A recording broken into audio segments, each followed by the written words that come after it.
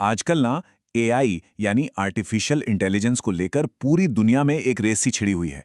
एक जबरदस्त होड़, मानो सारे देश एक दूसरे से आगे निकलना चाहते हों।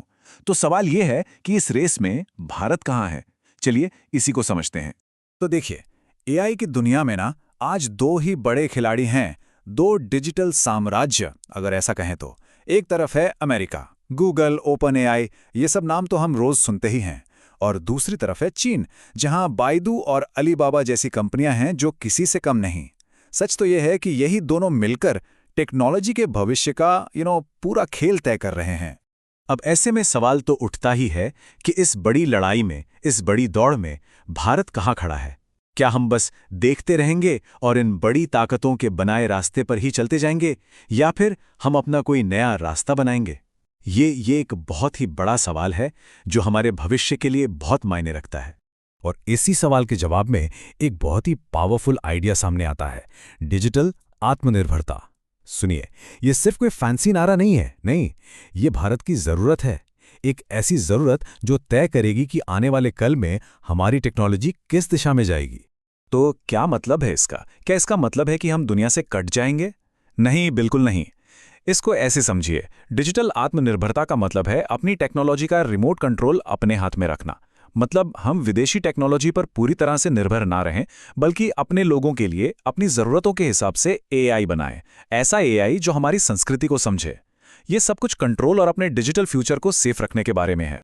अच्छा, किसी भी एआई की बुनियाद को समझने के लिए ना 3 चीजें याद रखिए। सबसे पहले चिप्स, ये समझ लीजिए एआई का दिमाग है।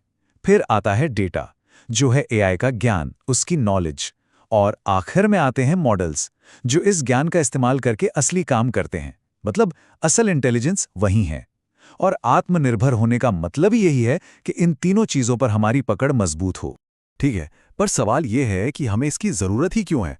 मतलब क्यों इतनी मेहनत करें? इसके पीछे 2 बहुत बड़ी वजह हैं। एक है हमारी सुरक्षा और दूसरी है हमारी संस्कृति। देखिए, एक बहुत बड़ा रिस्क है। हमने हाल ही में देखा है कि कैसे बड़ी बड़ी टेक कंपनियां जब कोई जंग या विवाद होता है तो रातों रात किसी देश के लिए अपनी सर्विसेज बंद कर देती हैं। अब जरा सोचिए, अगर हम अपनी आवाज़ दुनिया तक पहुंचाने के लिए, अपने बिजनेस चलाने के लिए पूरी तरह से विदेशी प्लेटफॉर्म्स पर निर्भर हो जाएं, तो क्या होगा? ये हमारी सिक्योरिटी और इकोनॉमी दोनों के लिए कितना बड़ा खतरा है। और बात सिर्फ सुरक्षा की नहीं है, ये हमारी संस्कृति से भी जुड़ा हुआ है। पता है क्या, आज जो ज़्यादातर एआई मॉडल्स हैं ना, वो सब के सब वेस्टर्न डेटा पर बने हैं। तो वो अंग्रेजी तो बहुत अच्छी समझते हैं, लेकिन जब बात भारत की आती है, हमारे कल्चर की बारीकियों की आती है, तो वहाँ वो फेल हो जाते हैं। अब देखिए, भारत में कोई 1 या 2 भाषाएं तो है नहीं। हमारे संविधान में ही 22 से ज़्यादा ऑफिशियल लैंग्वेजेस हैं। और ये जो बाहर के एआई मॉडल्स हैं, वो इन सबको ठीक से समझ ही नहीं पाते। और ये 22 तो सिर्फ ऑफिशियल आंकड़ा है। असलियत में तो भारत में 100 से भी ज्यादा भाषाएं और बोलियां हैं। सोचिए, इनमें से कई का तो इंटरनेट पर कोई रिकॉर्ड तक नहीं है। तो अगर हमें अपनी जबरदस्त कल्चरल डाइवर्सिटी को बचाना है, तो हमें ऐसा एआई चाहिए जो सच में मेड इन इंडिया और मेड फॉर इंडिया हो। तो ठीक है, प्रॉब्लम तो समझ आ गई। अब देखते हैं कि भारत कर क्या रहा है। और मजे की बात यह है कि भारत से बातें नहीं कर रहा, हम असल में एक बिल्कुल यूनिक, एक अनोखा एआई इकोसिस्टम बना रहे हैं। और हमारा तरीका ना पूरी दुनिया से अलग है। यहाँ एक बहुत ही इंटरेस्टिंग फैक्ट है। आपको पता है, भारत दुनिया के उन गिने चुने 4 देशों में से एक है जो एआई की पूरी बुनियाद पर काम कर रहा है। मतलब चिप्स, डेटा और मॉडल्स, तीनों पर। हमारे साथ इस खास क्लब में सिर्फ साउथ कोरिया, ताइवान और स्वीडन है। मतलब हमारी तैयारी काफी मजबूत है। और हमारी ज़रूरतें भी तो अलग हैं। एक छोटा सा उदाहरण देता हूं। एक एवरेज इंडियन मोबाइल यूज़र हर महीने करीब 20 से 30 जीबी डेटा यूज़ करता है। जानते हैं दुनिया का एवरेज कितना है? सिर्फ 12 जीबी, लगभग डबल। तो जाहिर है हमें ऐसे एआई सॉल्यूशंस चाहिए जो हमारे लिए बने हों, हमारी आदतों के हिसाब से। इसका एक बेहतरीन एग्जाम्पल है वॉइस ऑपरेटेड यूपीआई।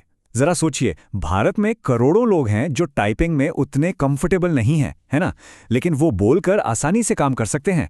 तो उनके लिए ऐसा एआई बनाना जो उनकी आवाज को, उनकी बोली को समझे, बस यही तो है असली इंडिया स्पेसिफिक सॉल्यूशन। भारत एक और बहुत स्मार्ट चीज कर रहा है जिसे कहते हैं एज कंप्यूट। अब ये क्या है? आसान भाषा में ये एआई को बड़े बड़े डेटा सेंटर से निकालकर सीधे आपके फोन में डालने जैसा है। इसका सबसे बड़ा फायदा, एआई बिना इंटरनेट के भी काम कर सकता है, जो हमारे देश में जहां हर जगह एक जैसी कनेक्टिविटी नहीं है, एक गेम चेंजर है। और इसी से जुड़ी एक और जबरदस्त इंडियन टेक्नोलॉजी है, D2M, यानी डायरेक्ट टू मोबाइल। सोचिए, इसके जरिए एआई मॉडल्स को करोड़ों फोन पर एक साथ सुरक्षित तरीके से भेजा जा सकता है, बिल्कुल वैसे जैसे रेडियो पर कोई गाना ब्रॉडकास्ट होता है। ये दिखाता है कि हम सिर्फ एआई बना नहीं रहे, हम उसे हर भारतीय तक पहुंचाने के रास्ते भी बना रहे हैं। तो ये सब देखकर एक बात तो साफ है, भारत के सामने एक बहुत बड़ा मौका है। लेकिन मौके के साथ साथ एक बड़ी चेतावनी भी छुपी है। हमारा एआई का भविष्य कैसा होगा, ये इस बात पर निर्भर करेगा कि हम आज क्या फैसले लेते हैं। एक्सपर्ट्स के मुताबिक भारत के लिए एआई के इस सफर में जो सबसे बड़ा खतरा है, वो नहीं है जो हम साइंस फिक्शन फिल्मों में देखते हैं, जैसे रोबोट्स का हमला। नहीं, असली खतरा है डिजिटल डिवाइड, एक डिजिटल खाई।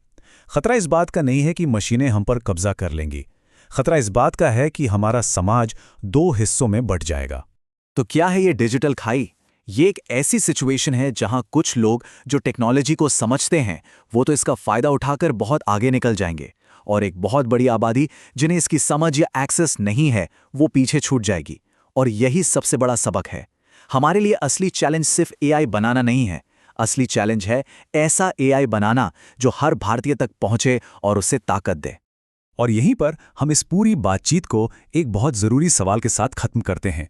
क्या भारत एक ऐसा एआई बना सकता है जो सिर्फ कुछ खास लोगों के लिए ना हो, बल्कि हर एक भारतीय को सशक्त बनाए, हर किसी को आगे बढ़ने की ताकत दे?